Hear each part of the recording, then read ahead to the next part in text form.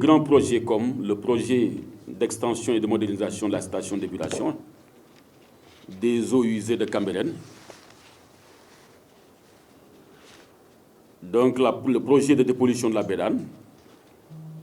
Nous avons aussi le projet de renouvellement du collecteur Anfan, les travaux de drainage des eaux pluviales des villes de Touba, Kaolack, Fatick, Sédhiou, Tivaouane, entre autres, sont en cours de réalisation. Nous pouvons citer le projet de gestion des eaux pluviales et d'adaptation au changement climatique, PROGEP 1 et 2, le projet Pikine Irrégulier Sud, PIS 1 et 2, le projet d'assainissement des 10 villes, entre autres, qui sont mis en œuvre pour soulager les populations impactées négativement par les inondations à la suite des fortes pluies. En 2022, l'ONAS a débuté des opérations de curage de canalisation, d'écrêtage des bassins de rétention et la maintenance des équipements depuis le mois d'avril à Dakar, mais au mois de mai, donc dans les régions.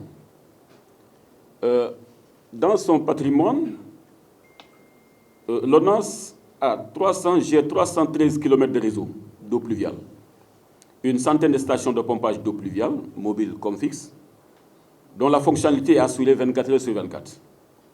Ensuite, du réseau d'eau pluviale, il faut noter aussi que l'ONAS gère les réseaux de gestion des eaux usées.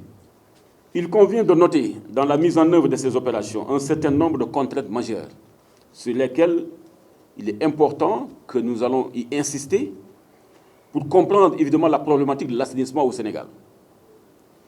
Comme contrainte majeure, obstruction des canaux par les ordures ménagères, les gravats, les plastiques, carcasses d'animaux et le sable, avec le non-désemblement des voiries. Et ça, on peut le noter évidemment au niveau des marchés, dans les nouveaux chantiers. Comme contrainte aussi, on peut mettre en exergue les branchements clandestins dans les réseaux d'eau usée comme dans les réseaux eau pluviale. On peut citer au niveau de Ouest-Foire, au niveau de Ouakam, etc. Comme contrainte, on peut noter aussi l'engorgement des réseaux d'eau usée par les eaux pluviales, le réseau devenant ainsi unitaire. Pourquoi? Parce que ouverture évidemment des regards et parfois aussi des branchements inappropriés, évidemment le plus souvent par les populations. On peut citer évidemment ces cas d'espèce au niveau des parcelles accédées. Nous notons comme contrainte aussi des problèmes d'accès au réseau dans certaines zones, retardant évidemment les interventions. On peut noter aussi des sabotages manifestes du réseau à travers du bouchage et tamponnement donc, du réseau.